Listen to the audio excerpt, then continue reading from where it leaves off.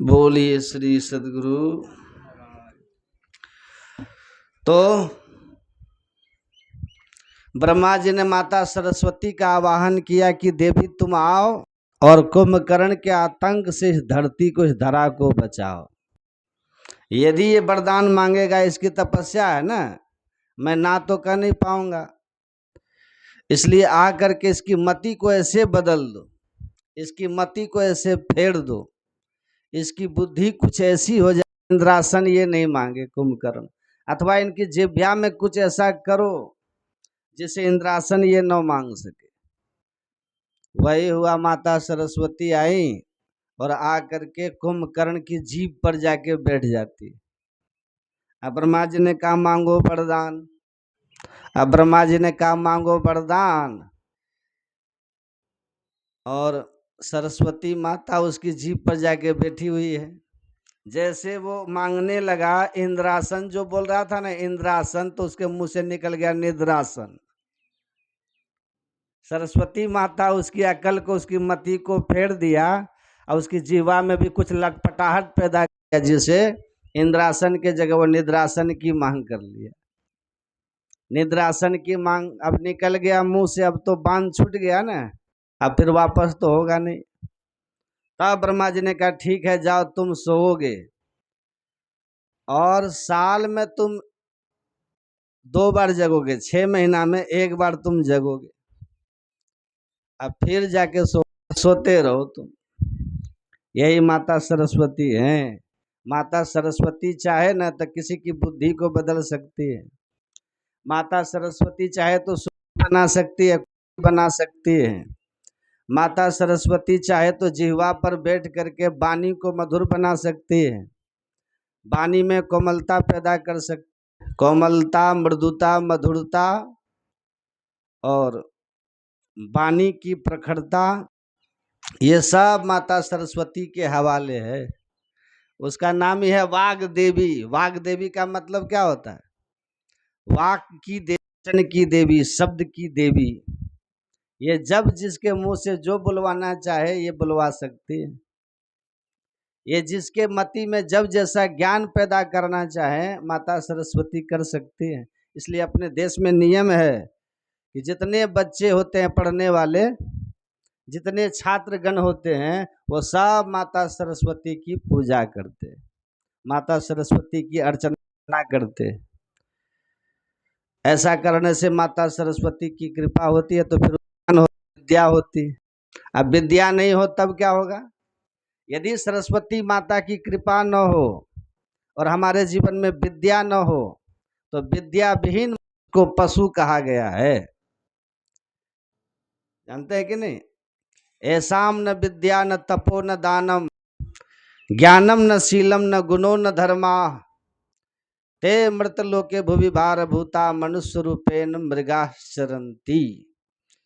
जिसके जीवन में विद्या नहीं है, देखिए ध्यान से सुनिए, वो पशु के समान है। शरीर तो है मनुष्य जैसा, देखने में मनुष्य है, लेकिन यदि विद्या नहीं है तो पशुता हमारे भीतर है। तो जिसके भीतर विद्या न हो, त्याग न हो, दान करने का स्वभाव न हो और ज्ञान न हो, ज्ञान अलग है और विद्या अलग है, ध्यान से सुनिएगा, दोनों अलग अलग है। एक और होती है जिसको बोलते हैं शिक्षा, एजुकेशन बोलते हैं ना, शिक्षा, शिक्षा भी अलग होती है। और अभी आप जाकर के देखिएगा ना, स्कूलों में कॉलेजों में लोग प्राय शिक्षा ही, ये शिक्षा तो बिल्कुल निम्न दर्जे की बात है, शिक्षा तो बिल्कुल निम्न कोटि की बात है। शिक्षा तो ये घोड़ा के भी पास होता है, कहते हैं लोग देखो घोड़ा कितना शिक्षित है, टम टम खींचता है, सही से खींच रहा है, ऐसा लोग कहते हैं ना। पर ये बैल बड़ा तो कितना अच्छा हल खींच रहा है। तो ये जानवर भी कभी काल शिक्षित हो जाता है। अब तोता को देखिए आप, अब तोता को पालिए, उसको ये तोता को, तोता भी राम राम कहता है कि नहीं? तुलसीदास जी ने लिख दिया है, साधु असाधु सदन सुख सारी। सुख कहते हैं तोता को और सारी कहते हैं मैना को।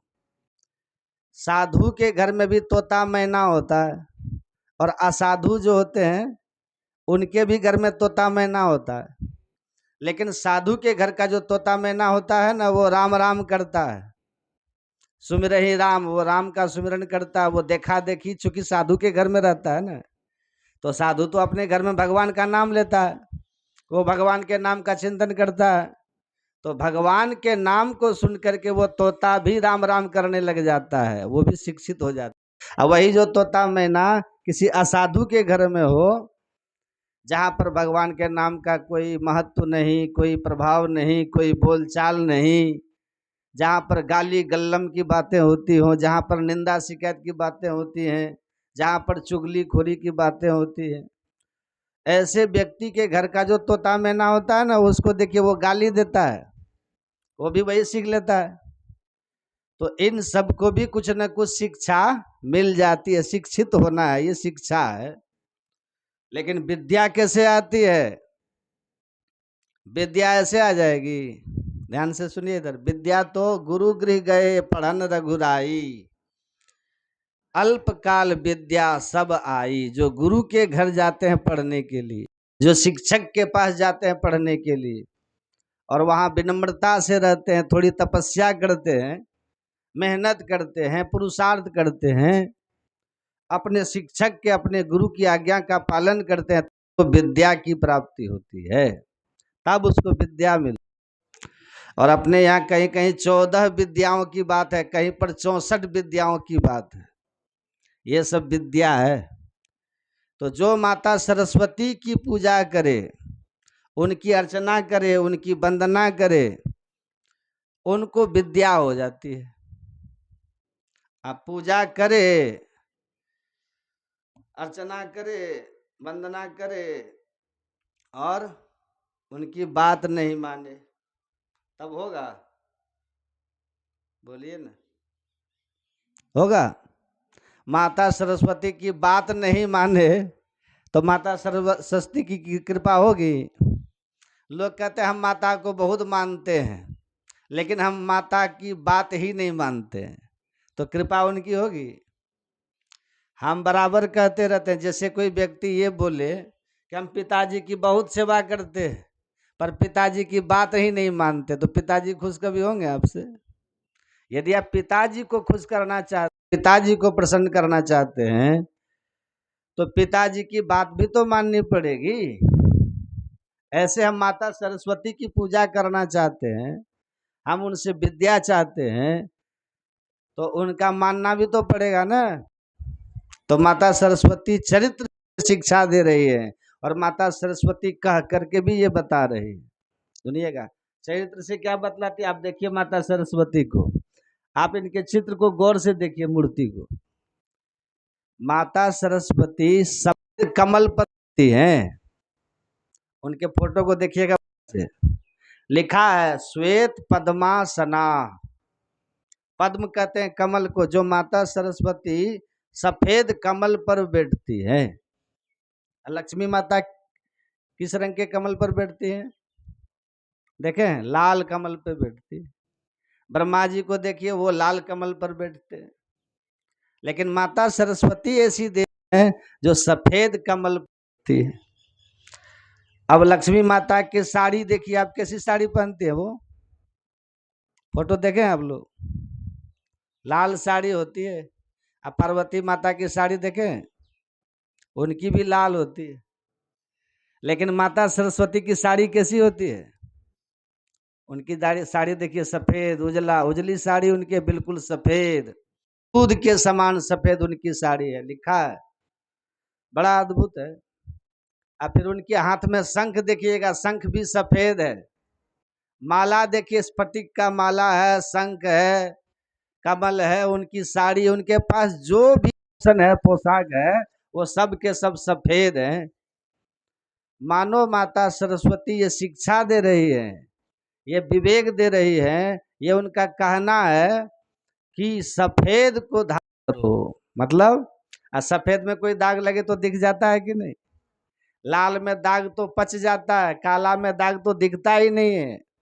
और सफेद कपड़ा हो, धोती हो, देखिए जरा सा भी कोई छिटका पड़े तुरंत वो दिखता है, दाग तुरंत दिख जाता है। और ये दाग क्या है? ये दाग जो हमारे कपड़े पे लगते हैं, ये दाग कपड़ा को दूषित करता है, कपड़ा को खराब करता है दाग। ये कहने का मतलब है विद्या उनको मिलती है जिनका चरित्र बढ़िया होता है, जिनका चरित्र सफेद हो, जिनका चरित्र धवल हो, जिनका चरित्र पवित्र हो। चरित्र खराब कर लीजिएगा तब विद्या प्राप्त करना चाहिएगा, तब नहीं हो पाएगा। भले शिक्षित हो जाइएगा, डिग्री आपको मिल जाएगी, चरित्र यदि खराब हो गया तो विद्या की प्राप्ति नहीं होती। विद्या ददाति विनयम, तो विनम्रता प्रदान करती है। विनम्रता से व्यक्ति में पात्रता आती है, पात्रता से धन आता है, तब धनात् धर्म तथा सुखम। विद्या से विनम्रता, विनम्रता से पात्रता, पात्रता से धन, धन से धर्म, और तब जाकर के सुख मिलता है। यहाँ तो आप सीधे चाहते हैं हम जाकर स्कूल कॉलेज में पढ़ें, आप पढ़ करके हम डिग्री ले लें, डिग्री लेकर के नौकरी करें, नौकरी करके धन कमा करके सुखी हो जाए। ये संभव नहीं है। सीधा पढ़ करके नौकरी लेकर के धन कमा करके सुखी होना चाहेंगे तो नहीं होगा। धन से कभी किसी को सुख मिलता है?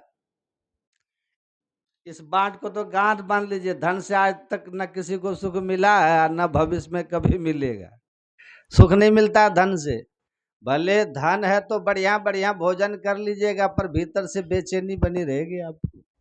धन है पास में, अच्छा अच्छा मकान बना के खड़ा कर लीजिएगा, लेकिन भीतर से बेचैनी खत्म होने वाली नहीं है। धन है, बढ़िया कार ले लीजिएगा, कार में बैठ के घूमिएगा, पर भीतर की बेचैनी खत्म नहीं। धन है, आपने पढ़ा लिखा, बोलने की शैली है, बोल लिए, कला है, आप वोट लड़ करके इलेक्शन में जीत करके बड़े बड़े पद पे जाएंगे, मंत्री बन जाएंगे, सब कुछ बन जाएंगे, लेकिन यदि भीतर में विद्या से विनम्रता, विनम्रता से पात्रता, पात्रता से धन, धन से धर्म, ये यदि नहीं है तो बड़े बड़े लीडर बन करके भी बड़े बड़े पद पर जाकर के भी आप भीतर से बेचैन रहेंगे, भीतर से सुख नहीं मिलेगा। यदि विद्या है तो विद्या मिलती है कैसे? हाँ बोलिए ना, सुन रहे आप लोग? यहाँ है ना, विद्या मिलती है कैसे? यही माता सरस्वती की शिक्षा देखिए। चरित्र हमारा बिल्कुल धवल होना चाहिए, सफेद। माता सरस्वती की साड़ी है सफेद, जरा सा भी दाग लगे तुरंत उस पर दिख जाएगा। कमल है सफेद, बिल्कुल निर्मल है कमल। उनके हाथ में पुस्तक देखिए, पुस्तक भी श्वेत रहता है। स्फटिक भी, स्फटिक की माला वो भी सफेद, और उनका वाहन हंस सफेद, सब सफेद सफेद है माता सरस्वती को। चरित्र हमारा कितना निर्मल होना चाहिए, लेकिन अभी गड़बड़ है। ये स्कूल है ना, कौन स्कूल है ये? शारदा पब्लिक स्कूल, अच्छा स्कूल है, बहुत अच्छा है। देखिए पहले प्राइमरी हम पढ़ते थे ना, हम भी स्कूल में पढ़े हैं प्राइवेट में।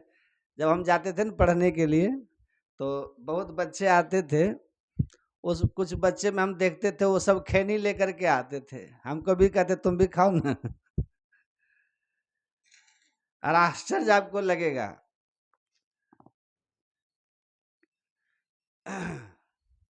हम कहते थे कि हिसाब हमको नहीं होता, तुम बता दो तो हम तुमको खैनी खिलाएंगे, समझे? यदि ये हिसाब तुम हमें बता दोगे ना, हम थोड़ा भाग बनाने में कमजोर थे, समझे? भाग बनाने में, तो जो साथी होते थे, भाग जानते ना, भाग का जो हिसाब होता है, तो भाग में वो जो तेज बच्चे होते थे ना, वो सब कहते देखो हमको भी जरा बता दो, मास्टर साहब मारेंगे।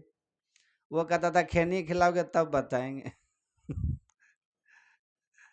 तो खैनी का मुठरा नहीं होता है, वो खैनी उसको देते दिखाने के लिए, तब भाग जाके बताता था। हम उसको गुना बताते थे बदले में, लेकिन गुना बदला बताने के बाद भी तब भी खैनी खाता था, तो हम भाग में कमजोर थे ना, तो ये सब देखते थे। और जब स्कूल जाते थे ना, यहाँ तो अच्छा स्कूल है, और जगह हमने देखा है मास्टर साहब भी बच्चे से खैनी लटवा के खाते थे। और वही जो आदत होती थी वही बच्चों में भी लग जाता था। बोलिए श्री। डिग्री के बल से आप नौकरी भी ले लीजिएगा, बड़े बड़े पद पर भी आप चले जाइएगा, धन भी हो जाएगा, पर सुखी नहीं हो पाइएगा। धन से किसी को सुख नहीं मिलता है। जब तक धन नहीं है तो धन कमाने के लिए भूत की तरह नाचते रहिए, एड़ी चोटी का पसीना एक करते रहिए, रात दिन एक करके भूत की तरह नाच नाच करके खूब धन कमाइए। और जब धन हो जाएगा ना, अब धन को संभालने में परेशान हो जाइएगा। धन को कहाँ रखा है, कहाँ रखें, किस बैंक में जमा करें, इसको कहाँ इन्वेस्ट हम करें, किस में इसको हम लगावें, कहीं धन दूर डूब तो नहीं जाएगा मेरा, ये डर लगा रहता है, कहाँ इसको लगाएं, किधर इसको दें, ये सब भय बना रहता है धन के कारण। वो धन आपको कमाने में भी दुख देता है, और वही धन आपको रखने में भी दुख ही देगा। धन से कभी सुख मिलता ही नहीं है। इसी बात को तुलसीदास जी ने लिख दिया है, उभय प्रकार प्रेत पावक जो धन दुख प्रद श्रुति है। धन दुख प्रद श्रुति है वेद को। वेद में ऐसा लिखा है कि धन दुख प्रद है। जब तक धन नहीं उसको कमाने के लिए भूत की तरह नाचते रहिए, और जब धन हो गया धन की सुरक्षा करने के लिए आग की तरह जलते रहिए। उभय प्रकार प्रेत पावक, प्रेत मतलब भूख, पावक मतलब आग, ये दोनों की तरह दुखी होते रहिए। इसीलिए विद्या उनके पास ठहरती है जो गुणी लोग होते हैं, और सबसे जो बड़ी बात है, विद्या उनके टिकती है जो भगवान से लग करके रहते हैं, जो अपने इष्ट से लग करके रहे, जो थोड़ा भजन भी करे, थोड़ा सुमिरन भी करे, सदाचार का जीवन भी जिए। रामायण में पढ़िए ना, राम भगवान गुरु गृह जाते थे ना पढ़ने के लिए, वहां विद्याध्ययन भी करते थे राम भगवान, और साथ साथ प्रातः काल जग करके क्या करते थे भगवान राम, प्रातः काल जग करके भगवान क्या करते, बोलिए, नहीं जानते आप लोग? हे भगवान, विद्याध्ययन भी करते थे राम भगवान, और साथ साथ प्रातः काल जग करके क्या करते थे वो, प्रातः काल जब जगते तो भगवान क्या करते थे? हाँ, देखिए, एक स्कूल में एक महात्मा जी गए, वहां जाकर के महात्मा जी ने बच्चों से पूछा, स्कूल में तुम सब विद्याध्ययन यहाँ कर रहे हो, शिक्षा ग्रहण कर रहे हो, तो बताओ प्रातः काल जग करके क्या करना चाहिए?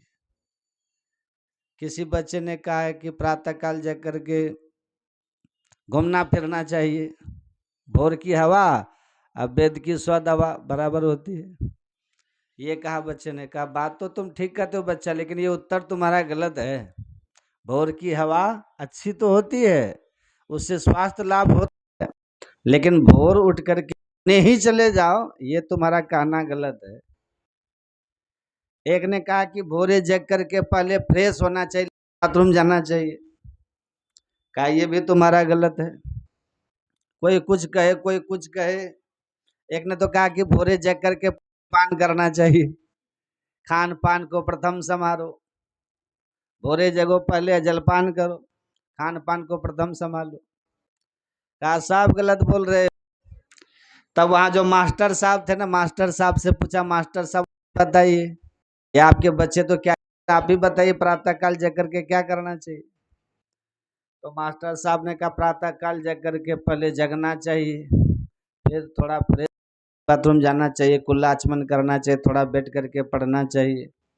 कहा आप भी गलत ही बोल रहे हैं, न यहाँ के छात्र को पता है और न मास्टर साहब को पता है, क्योंकि आप लोग रामायण तो पढ़ते ही नहीं है, और अब तो रामायण का लोग विरोध भी करता है देश में। ये कैसे कैसे लोग रहते हैं जो संत गोस्वामी तुलसीदास जी महाराज की रामायण, उनकी वाणी को समझते नहीं है, और संत वाणी का विरोध लोग करते हैं। उसके लिए कहते हैं, रामायण के लिए लोग कहते हैं ना, बाल का आदि उत्तर का अंत, पढ़े पंडित बुझे संत। संत के ज्ञान को अपनाए बिना, संत की बुद्धि सुबुद्धि ना सोचिए, रामायण को समझ लेंगे बहुत कठिन है, नहीं समझ पाते हैं लोग।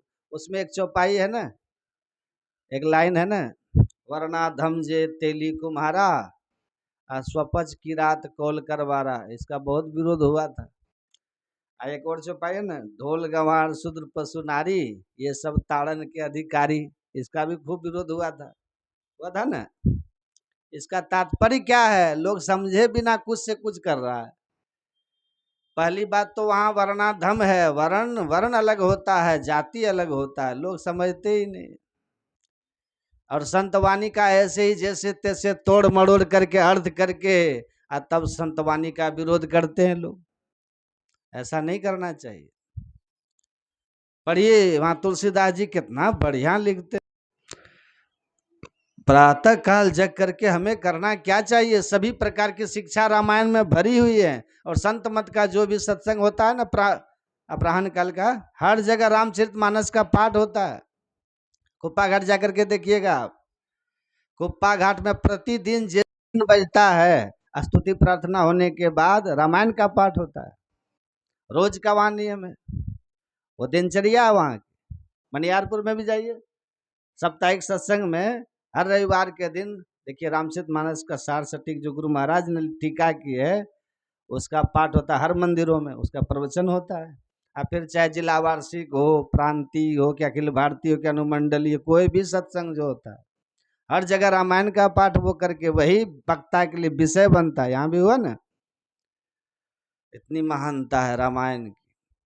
और उसी रामायण से हमारे गुरु महाराज जी को एक चौपाई मिली थी ना, अर्धाली दे धरे कर यही फल भाई, अब राम सब काम भी है। वही अर्धाली को पढ़ करके हमारे महाराज ने, आज देखिए कहाँ से कहाँ पहुंच गए, पूरे विश्व में इनकी पूजा हो रही है।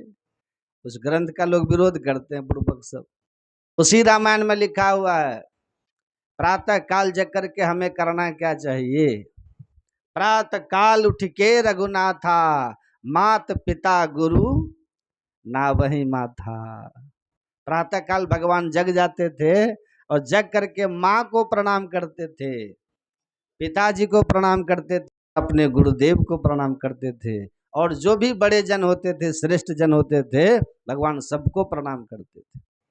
पर इसी का परिणाम ये हुआ कि राम भगवान को थोड़े ही दिन में सब विद्या प्राप्त हो गई, और मर्यादा पुरुषोत्तम भगवान कहलाए कि नहीं, मर्यादा पुरुषोत्तम हो गए।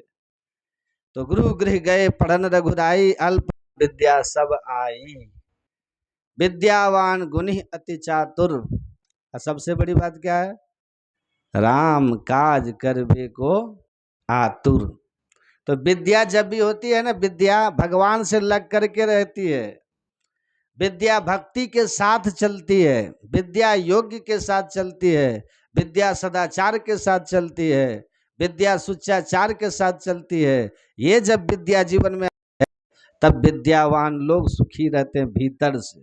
तब उनको धन कमाने का भी टेंशन नहीं रहता, किसी से उनके पास धन कम भी नहीं रहता है। और धन हो जाने के बाद उनको धन की सुरक्षा में ज्यादा माथा पेची भी करना नहीं पड़ता। विद्या होने के बाद वो बड़े उदार होते हैं, बड़े बुद्धिमान होते हैं, वो धन से धर्म करते हैं। जैसे राजा जी कर रहे हैं ना, कितने बुद्धिमान है, विवेकवान है, अपने धन को देखिए धर्म में खर्च कर रहे हैं। ऐसे हो जाते हैं, धनात् धर्म, धन से धर्म करते रहते हैं और उससे सुख मिलता है। इसलिए माता सरस्वती को आप देखिएगा, उनका कैसा चिन्ह है, कैसा पहरावा, कैसा ओढ़ावा है। माता सरस्वती की रहनी कैसी, बड़ा सात्विक है सब, बड़ा पवित्र है। या कुंदेन्दु तुषार हार धवला, या शुभ्र वस्त्रावृता, शुभ्र वस्त्रा, शुभ मतलब श्वेत सफेद, या वीणा वरदंड मंडित करा, या श्वेत पद्मासना। कमल भी श्वेत है माता सरस्वती का, सब कुछ उनका श्वेत। कुंदेन्दु, कुंदेन्दु का मतलब होता है बिल्कुल सफेद चंद्रमा की तरह, बिल्कुल श्वेत है। जैसे सफेद कपड़ा थोड़ा दाग भी दिख जाता है पर कपड़ा खराब हो जाता है, और कभी भी दागी कपड़ा माता सरस्वती धारण करते हैं नहीं, बिल्कुल शुभ्र होना चाहिए, बिल्कुल श्वेत होना चाहिए। तो जरा सा भी चरित्र की त्रुटि हमें विद्या से विहीन कर देती है। इसलिए हमारे गुरु महाराज कहते थे, विद्यालय में, कॉलेज में जितने पढ़ाने वाले शिक्षक हैं, प्रोफेसर हैं, सबका चरित्र बड़ा पवित्र होना चाहिए, ताकि बच्चे उसको देखे भी और उसका सुने भी, तो वो भी विद्यावान होकर के रहे। आज आप जाएंगे ना, हर स्कूल में सरस्वती पूजा हो रही होगी, हर स्कूल में, हर कॉलेज में, सब बच्चे। लेकिन आश्चर्य होता है, लोग सरस्वती पूजा तो मनाते हैं, करते हैं, लेकिन डीजे पर थिरकते भी देखे आप लोग। कितना तो शराब पी लेता है, कितना शराब पी करके तब वहां हैं, हुड़दुंग मचाते हैं। और हम जब रहते थे ना घर में, हम भी करते थे सरस्वती पूजा। यद्यपि जब हम दीक्षा ले लिए थे ना, आपको आश्चर्य लगेगा, हम 2000 में दीक्षा लिए थे, उस समय हम 4 क्लास में पढ़ते थे। सरस्वती पूजा में पंडित जी को बुलवाते थे अपने घर में, और उसे पूरे विधि विधान से हम करवाते थे, मंडप सजा करके बढ़िया से करवाते थे। और जब हम दीक्षा ले लिए ना 2000 ईस्वी में, दीक्षा के बाद हम सरस्वती पूजा में ही गुरु महाराज में भी गुरु महाराज की पूजा करते थे। फिर हम एक निष्ठ हो, फिर चाहे सरस्वती पूजा हो, चाहे विश्वकर्मा पूजा हो, या फिर चाहे श्रावण का महीना भगवान शिव की लोग पूजा करते हैं ना, वो हो, शिवरात्रि हो, कृष्णाष्टमी हो, फिर सब में हम एक ही की पूजा करते थे। ऐसा क्यों करते थे? यदि हमारे इष्ट है ना कोई, तो इष्ट की पूजा करने से, एक की पूजा करने से सबकी पूजा हो जाती है ना। यदि अलग अलग आप पूजा करेंगे ना, तो किसी की पूजा होगी और किसी की पूजा नहीं भी होगी, अब गड़बड़ा जाइएगा, त्रुटि हो जाएगी ना। इसलिए अपने यहाँ कहते हैं, एके साधे सब सधे, और सब साधे सब जाए, और जो कोई सींचे मूल को फूले फले आघाय। हम लोग गुरु महाराज की पूजा करते हैं ना, एक की पूजा कर लीजिए, देखिए सबकी पूजा हो जाएगी। हाँ, जब तक आत्मदर्शन हमको नहीं हुआ है, जब तक हम साधना में लगे हुए हैं, जब तक हम जप कर रहे हैं, मानस ध्यान कर रहे हैं, दृष्टि योग की साधना कर रहे हैं, नादानुसंधान की साधना जब तक हम कर रहे हैं, मन से जप करते हैं, मन से ध्यान करते हैं, जब तक हम साधना में लगे हुए हैं, उस सफलता, कुछ सफलता मिल रही है, उस क्रम में जो बल प्राप्त होता है, मन बल, मनोबल, इसमें भी बहुत ताकत होती है। जिसके पास मनोबल होता है ना, वो दूसरे के मन की बात को जान लेता है। जिसके पास मनोबल होता है ना, वो तन बल वाले से कभी डरता नहीं है। परसों गणतंत्र दिवस है ना, गणतंत्र दिवस, संविधान लागू हुआ था ना उसी दिन हुआ था। और संविधान को लागू करने में आजादी के बाद 2 वर्ष 11 महीना 18 दिन लगा था, तब न हुआ था ये गणतंत्र दिवस, तब न मनाया गया था, तब न संविधान लागू हुआ था अपना। अंग्रेजों का संविधान पहले चलता था, उनका रूल चलता था अपने देश में, पर उसको हटा करके सबको यहाँ से निकाल करके और अपने देश का सब कुछ लागू किया गया। ये किसने किया था जानते हैं ना? कौन किया था? ये कोई पहलवान किया था, दारा सिंह आगे किया था। कौन किया था ये काम? इसमें सबसे मेन हाथ किनका था? देश आजाद अपना हुआ किनके अगुवाई में हुआ था? महात्मा गांधी। पीछे वाले तो जानबे नहीं करते लगता। राष्ट्रपिता महात्मा गांधी, महात्मा गांधी अगुवाई में हुआ था। अब महात्मा गांधी कैसे थे? बहुत पहलवान थे। वो तो बेचारे 1.5 हड्डी के दुबले पतले थे, एक ही धोती में आधा पहन के आधा को गला में वो लपेट लेते थे। लेकिन आज उनको मनोबल इतना था, उनको आत्मबल इतना था कि उनके सामने कोई अहिंसा का आंदोलन चलाए थे, वो अहिंसा का आंदोलन। और उनके साथ देने वाले बहुत अपने देश में बड़े बड़े लोग हुए, सुभाष चंद्र बोस हुए, चंद्रशेखर हुए, वीर भगत सिंह हुए, बड़े बड़े हुए।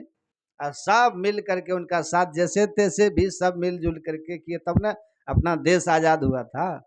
इन सबके पास मन था, केवल तन बल से देह बल से काम नहीं होता। हाँ, देह बल की भी जरूरत है, तन बल की भी आवश्यकता होती है। अगर तन में बल नहीं रहे तो लोग भजन कर पाएंगे? कमजोर व्यक्ति कुछ नहीं कर पाता है।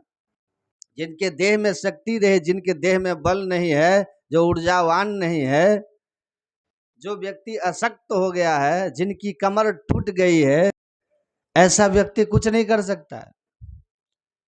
हाँ, लेकिन इस बल से बहुत ज्यादा महत्व होता है मनोबल का। महात्मा गांधी के पास क्या था? मनोबल। जानते हैं ना, महात्मा गांधी, राष्ट्रपिता महात्मा गांधी बस एक धोती, एक ही धोती को पहनते थे। वो आधा कमर में लपेटते, आधा ऐसे गला में लपेट लेते थे।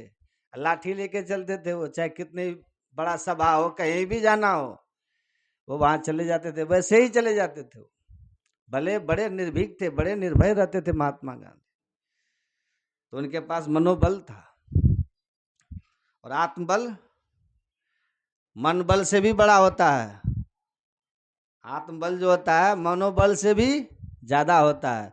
जिनको आत्मबल होता है ना, उसका कर्म बंधन खत्म हो जाता है। पूर्ण संत चाहे पूरी दुनिया का, उनको पाप नहीं लगेगा। जिनको आत्मबल है वो कर्म के फंदा से, कर्म बंधन से निकल जाते हैं बाहर। जैसे कोई भारत से चला जाए नेपाल, भारत का कानून होगा, और कोई नेपाल से आ जाए भारत, और नेपाल का कानून उस पर लागू होता है।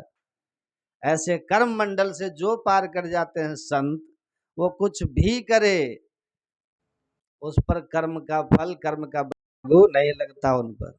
वो कर्म फल को मिटा देते हैं, कर्म बंधन को काट डालते हैं। वो परे से परे को देख लेते हैं, वो होते हैं संत। ऐसे संत के पास होता है आत्मबल। यही आत्मबल ही होते हैं। हमारे गुरु महाराज जी थे वहां डेरी ऑन सोन में, वहां से गए थे मुरादाबाद। ध्यान से सुनिएगा। मुरादाबाद से फिर जाना था बदायूं गुरु महाराज को। तो मुरादाबाद जब सतगुरु महाराज गए थे ना, वहां सत्संग था गुरु महाराज का। परम संत बाबा देवी साहब की जन्मभूमि का मुरादाबाद। तो वहां गुरु महाराज गए थे, सत्संग हो रहा था, कई दिन तक सत्संग हुआ। और वहां से जाना था बदायूं गुरु महाराज को। मुरादाबाद से आगे है बदायूं, बदायूं उधर है यूपी में। तो वहां जाना था गुरु महाराज को। और लगभग 7 दिन से रात दिन वर्षा हो रही थी।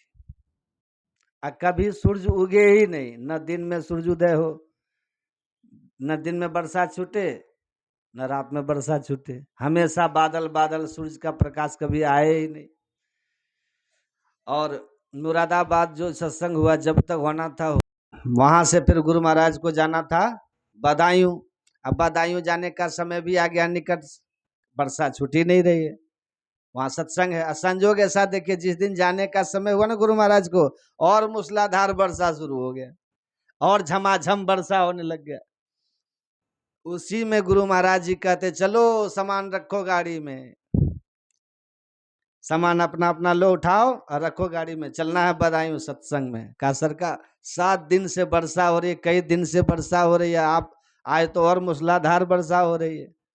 गुरु महाराज जी बोले, वर्षा हो कि कुछ भी हो, जाना है तो जाना, वहां सत्संग है, जाना तो पड़ेगा ना। कहा सरकार वर्षा में कैसे जाइएगा? कहा कोई बात नहीं, चिंता मत करो, सामान रखो गाड़ी में। अब आदेश है तो कोई उल्लंघन करेगा? सब भींगते भांगते सब जैसे तैसे उठा उठा करके सामान कार में रखने लग गए। सब सामान कार में रख लिए। और अंतिम में गुरु महाराज जी कहते, मुझे भी ले चलो, बिठाओ कार में, वर्षा हो रही है। कुछ भगीरथ बाबा सतगुरु महाराज को भी इनके प्रकार छाता भी लगा करके छाता आदि ले गए और कार में बैठाए। कई कारें वहां से खुली, बस थोड़ा सा 10 कदम आगे गए होंगे गुरु महाराज, अचानक बादल फटा, अब वर्षा बंद हुई और सूरज निकल आया। कहा सुखाओ, कितना कपड़ा सुखाओगे। अब तभी गुरु महाराज ने वहां कहा था, गुरु महाराज की जो वाणी निकली थी, गुरु महाराज जी ने कहा था कि मेरा शरीर बूढ़ा है जी, तो मैं बूढ़ा नहीं हूं, मैं बुढ़ापा के दोष से रहित हूं, मैं बुढ़ापा के अब से रहित हूं, मैं बुढ़ापा के दुख दर्द से रहित हूं, मैं इस सब से परे हूं। तो ऐसे होते हैं संत, और इतना आत्मबल उनके पास होता है, ये दुनिया के, दुनिया का प्रपंच, दुनिया का दुख दर्द, दुनिया की पीड़ा, दुनिया का विघ्न, दुनिया की बातें, ये सब क्या उनके सामने, कुछ भी उसका फर्क नहीं पड़ता। आत्मबल जिनके पास होता है, उससे तो मौत भी डरती है, उससे तो मृत्यु भी डरती है। संत शरण जो जन लगाता ही का लगा ठिकाना, और कहीं नहीं ठौर सकल बेराट चबाना। संत सरणी जे जन पड़े ते जन उद्धार, और संत के निंदा नान का बहुरी बहुरी अवतार।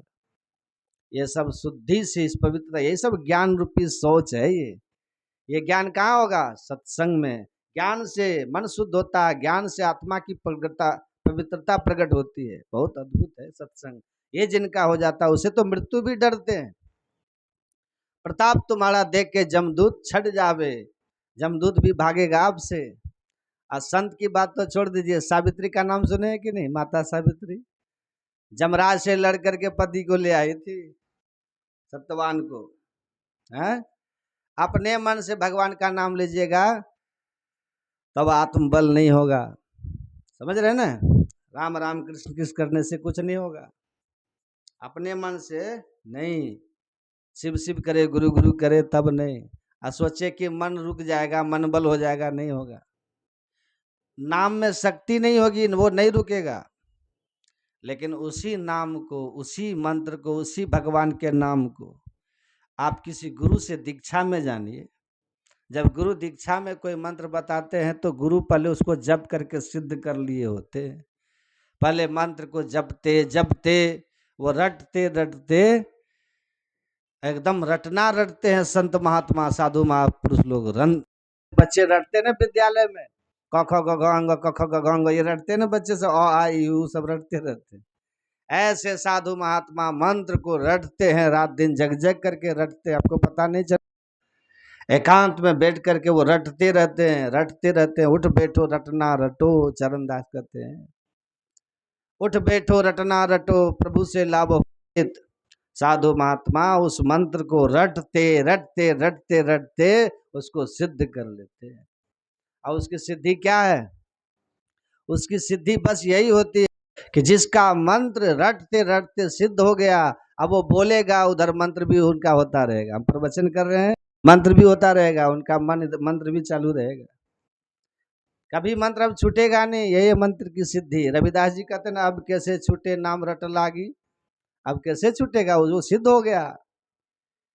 अब नहीं चाहने के बाद भी, बिना प्रयास के, बिना प्रयत्न के वो स्वतः जप होता रहता, उसमें शक्ति होती है। यही है मंत्र की सिद्धि, मंत्र की शक्ति होती है। तो वो जब हम दीक्षा में लेते हैं, किसी गुरु से दीक्षा जब लेते हैं, उनका जब मंत्र मिलता है, जब उसको जपेंगे आप, उसी मंत्र के जप करने से मन आपका रुकता है।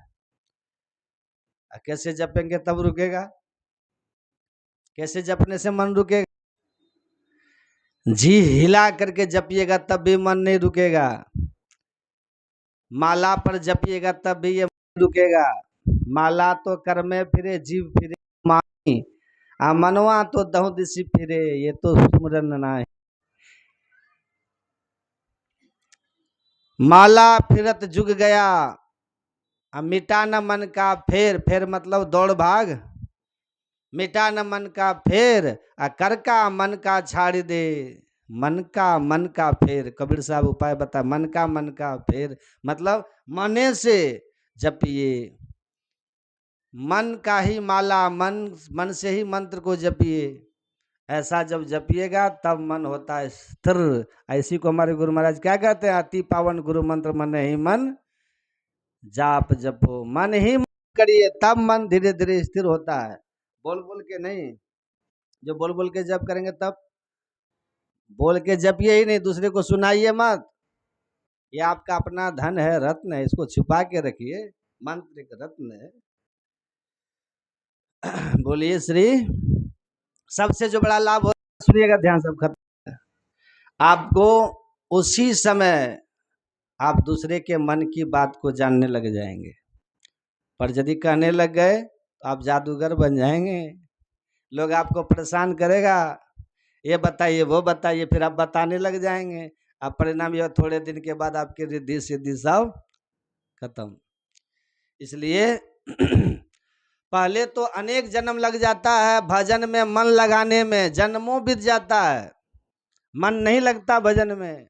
और जिसका मन लगे भी, जप में ध्यान में जिसका मन लगे भी, उससे जो शक्ति प्राप्त होती है, उस शक्ति को पचाने में भी कितना जन्म बीत जाता है। नहीं तो लोग कह देते, किसी के मन की बात कह दिए, किसी को कुछ भविष्य बता दिए, बस लोग खुश हो जाते हैं, कुछ रुपया पैसा दे देता है, वो जादूगर बन जाता है।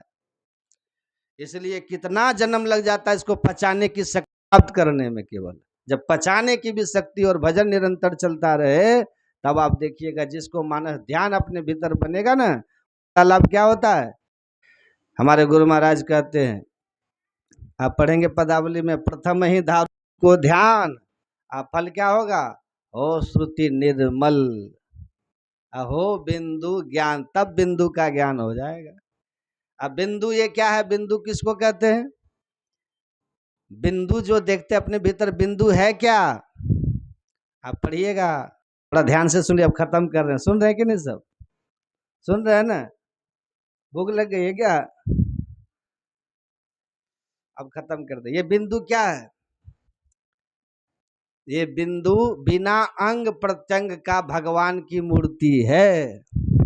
जैसे शिवालय में शिवलिंग देखे आप लोग, वो मूर्ति ही तो है भगवान शिव की, पर उसमें हाथ पैर कुछ नहीं होता है। ऐसे बिंदु को भी परमात्मा का अनोर नियम रूप कहा गया है। आप पढ़िए पदावली में, गुरु महाराज की वाणी में लिखा है, गुरु महाराज कहते हैं, ध्यानाभ्यास करो सद सद ही चातक दृष्टि बनाई हो, लखत लखत छवि बिंदु प्रभु की छवि। छवि का मतलब क्या होता है, छवि कहते हैं फोटो को, छवि मतलब तस्वीर, फोटो, फोटो कहिए मूर्ति कहिए, एक ही बात है। तो वो परमात्मा की अनोर नियम मूर्ति है, छोटी मूर्ति है बिंदु, जो भीतर बिंदु को देखे, ये मूर्ति का दर्शन है। और उसी का नाम है मोहन। मोहन किसको कहते हैं, जो मोहित करे आपको। बिंदु में इतनी मोहनी शक्ति होती है ना, जो बिंदु को एक बार देख लेते हैं ना अपने भीतर, मोहित हो जाता है। इसी को दादू दयाल जी महाराज कहते हैं, सहज समर्पण सुमिरन सेवा त्रिवेणी तट संजम सपरा, तहा मोहन मेरा मन पकड़ा, निर्भय हुआ वाणी निर्भय अपरा। वहां पर ये बिंदु रूप मनमोहन का मतलब क्या, मन को मोहित करने वाला। वह ऐसा रूप है परमात्मा, मन को मोहित कर लेता है, उधर मन खींचा चला जाता है। अब मन उधर ही लगा रहेगा, इधर नहीं लगेगा आपका। उसकी बड़ी महिमा है बिंदु की।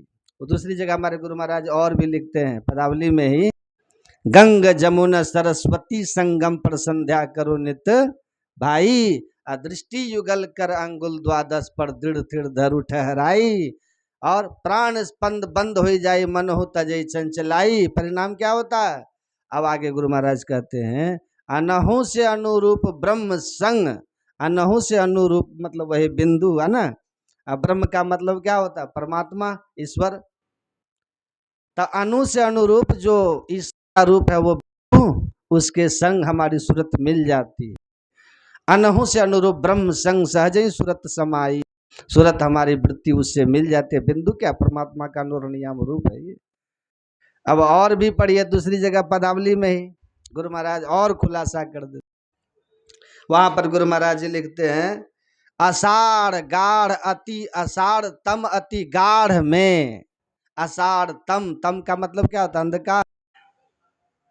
आषाढ़ तम अति गाढ़ में नीचो पड़ी री सूती, घोर अंधकार में हमारी सूरत अभी पड़ी हुई है। हम लोग आंख बंद करते क्या दिखता है अपने भीतर में, घोर अंधकार अपने भीतर दिखलाई पड़ता है।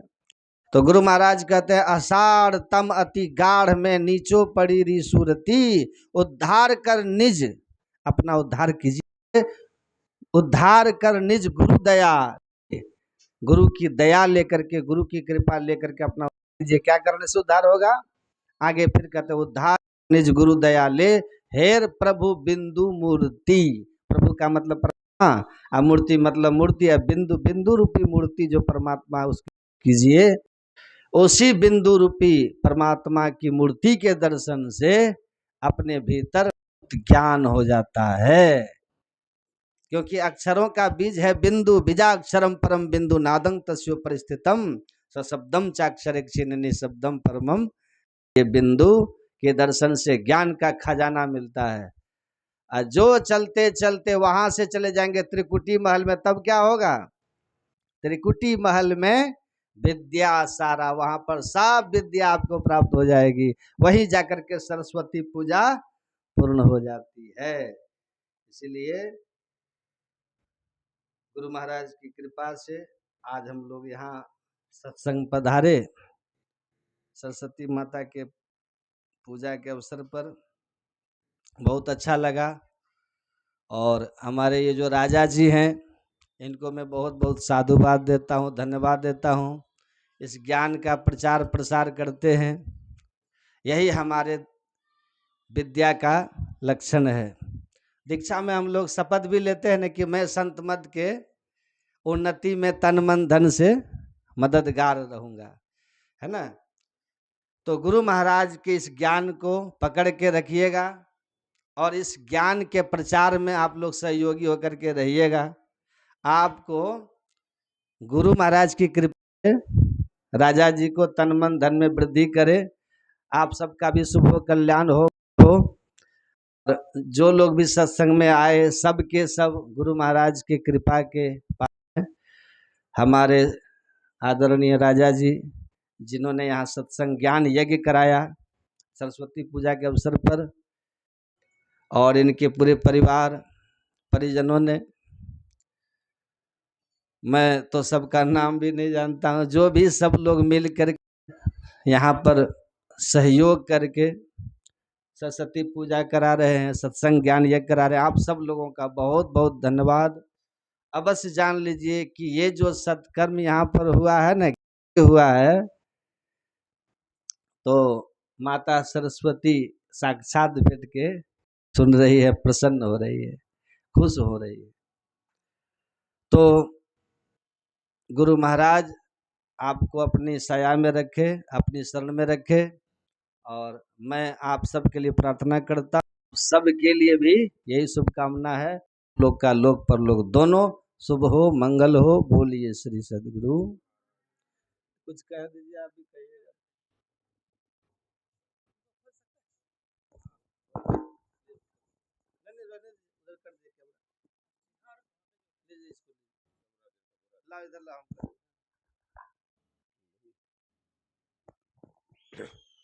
बोलिए प्रेम से श्री सद्गुरु महाराज की जय।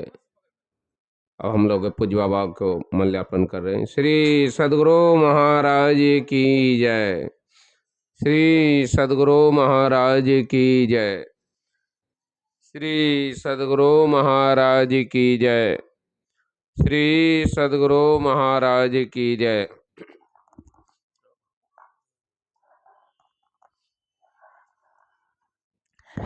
श्री गुरु महाराज की जय।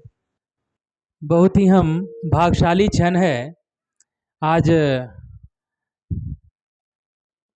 समय तो नहीं था ऐसा होगा, लेकिन वीरेंद्र बाबू जब फोन की, जानते ही है अवसर पर हम कार्यक्रम करवाते हैं, तो बाबा बोले इनसे हम जो है ना वो अस्वस्थ चल रहे हैं, इसलिए नहीं हो पाएगा, तो इसको कैंसिल किए।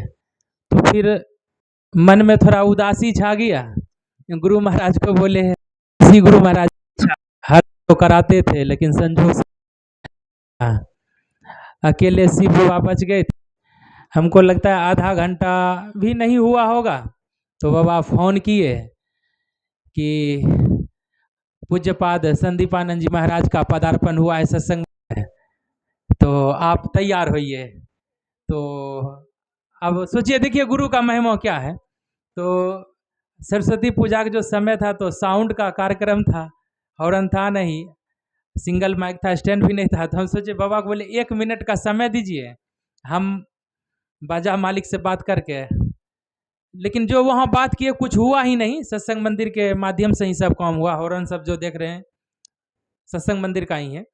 तो गुरु की बहुत बड़ी कृपा है। और बाबा का हम आज तक नाम सुने थे, क्या कि इसके पहले जो ये अपना हरे राम चौरसिया जो सत्संग कराए तो हमको बोले थे कि आप अपना मुंह से जो है ना एक वीडियो 1-2 मिनट का बना दीजिए और उसको हम जो है ना फेसबुक पे डाल देंगे, आप भी डाल दीजिएगा।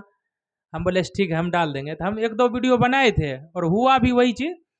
और बाबा कितना बार पितुंजिया की धरती पर आए तो सच पूछिए तो आज तक बाबा का चेहरा हम देखे ही नहीं थे। लेकिन इनका आवाज में बहुत ताकत है।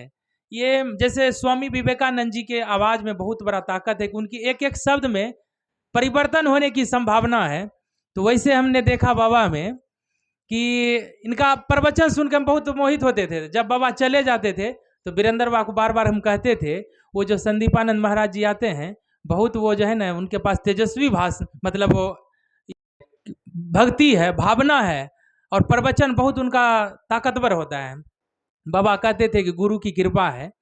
तो मैं बाबा के लिए कहना चाहूँगा कि मन के जीते जीत है, मन के हारे हार, हार गए जो बिन लड़े उन पर है धिक्कार। जो देखे ना सपना, सपनों का अधिकार, असल अधिकार है अपना। अपनों के खातिर करना है कुछ, आज हमें अजर अमर कर दे सो राज हमें।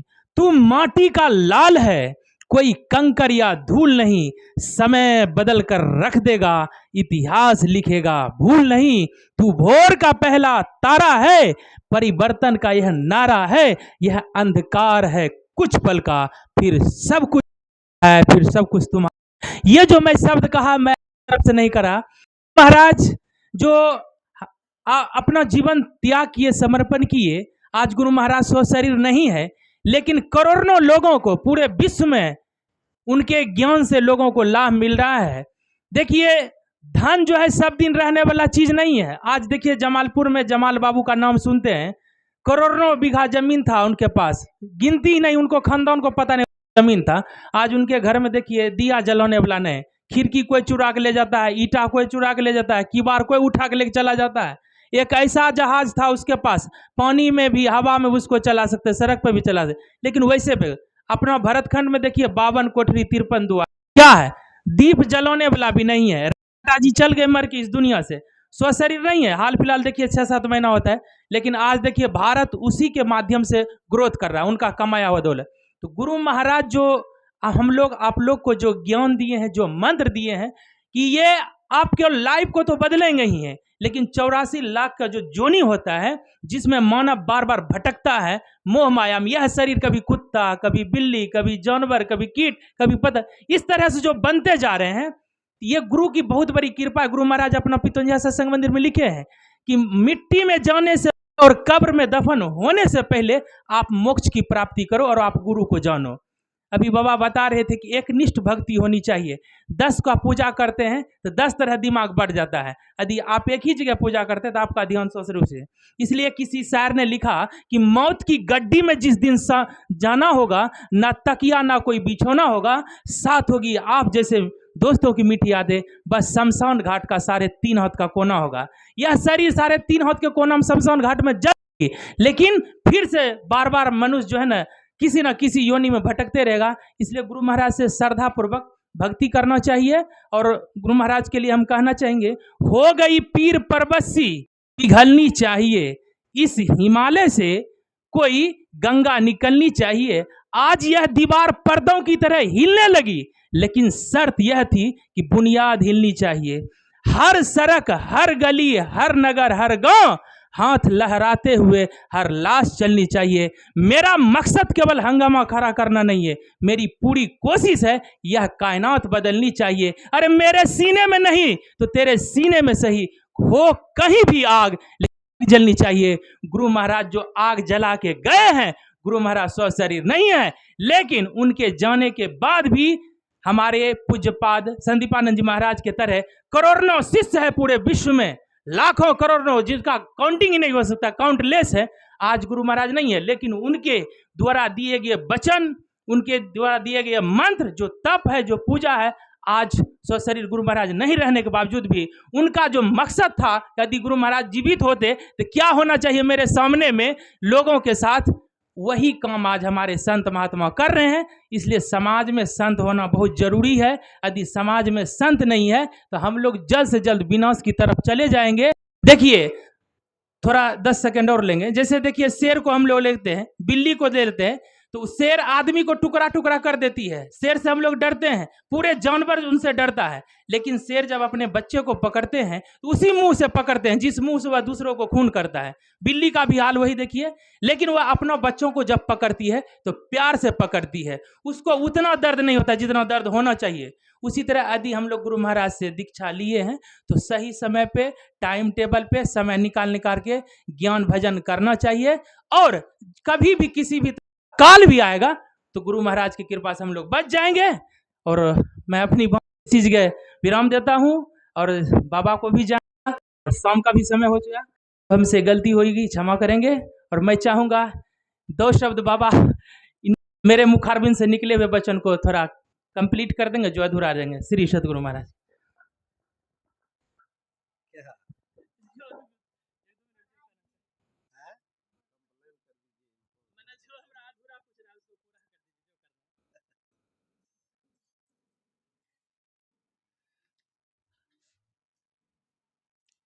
बोलिए श्री सद्गुरु महाराज की जय।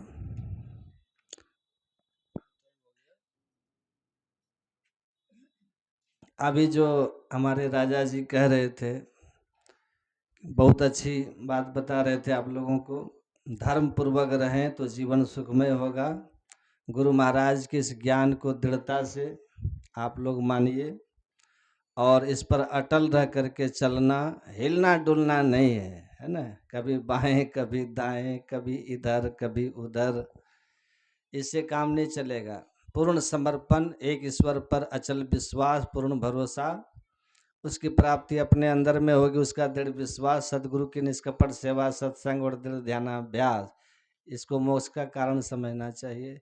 इसके इतर कुछ बचा ही नहीं है ना।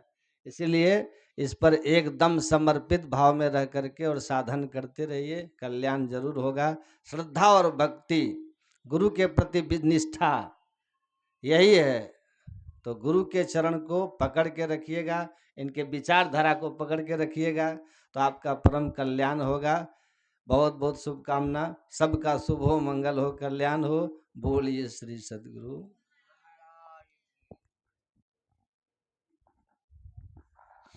श्री सद्गुरु की जय। अब हम लोग एक साथ मिलकर आरती का गान करें। आरती संग सतगुरु के की जय। अंतर जो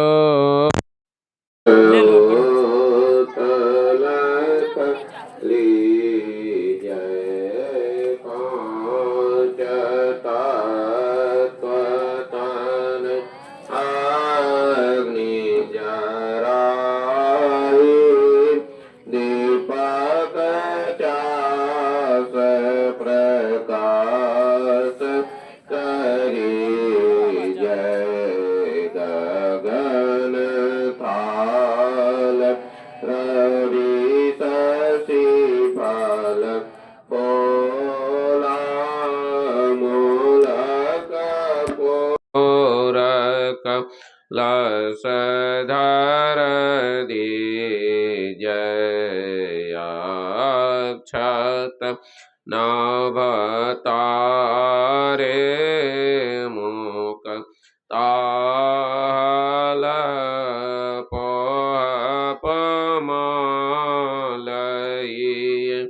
आर गोई जैसे पान मिष्टान मिठाई चंदन धूप दीप सब जय जालक झांझमन मीन मंजीरा मधुर मधुर ध्वनि मृदंग सुनि जय सर्व सुगंध ओढ़ी चालिया कासा मधुकर कमल केली ध्वनि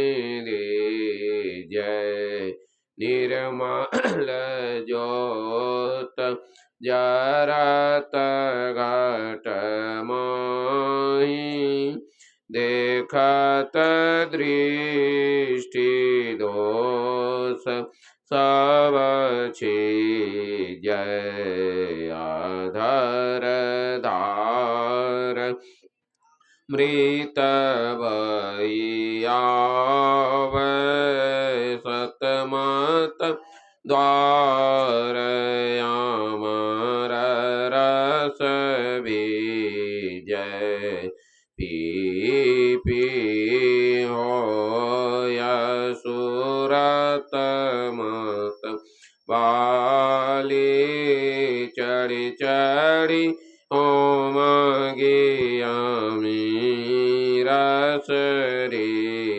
जय कोट भान छवि तेज उजाली अलख पार लखी लाग लगी जय छिन छिन सुरत आधार पर राख गुरु पर